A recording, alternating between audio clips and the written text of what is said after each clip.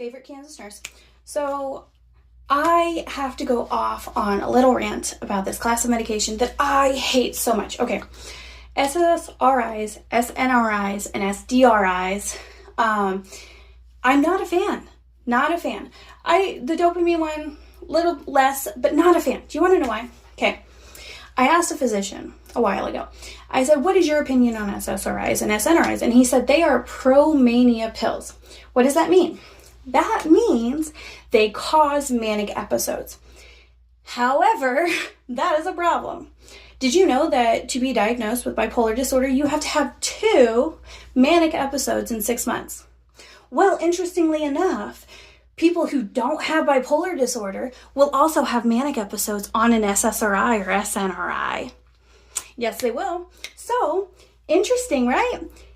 They go on these medications.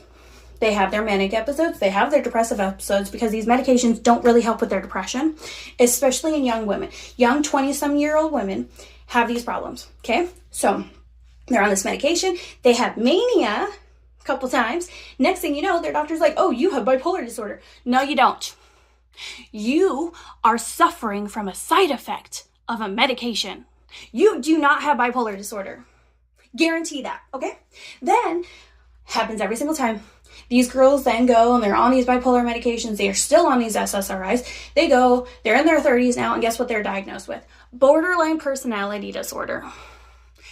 They have neither. The reason they have borderline personality disorder is because they're still having the manic episodes because of the SSRI. They're still having the depression because the depression medications they're on is not helping at all. And then they're being gaslit because half the time their brain's being zapped and they don't remember what's going on. And their doctors are still gaslighting them about what their condition is. So then they get diagnosed with borderline personality disorder, and they had none.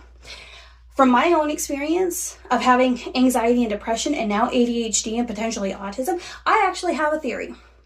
I think these girls have ADHD because the rumination about feeling not good enough and not smart enough and all of these things when you're a high productive female in the world, going out and doing all of these things, you're then sitting there ruminating on how all of these ways you're failing.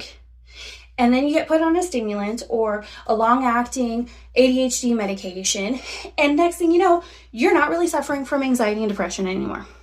So instead of your doctor telling you you have bipolar disorder after you get started on SSRI, maybe go and get off that medication and get tested for ADHD.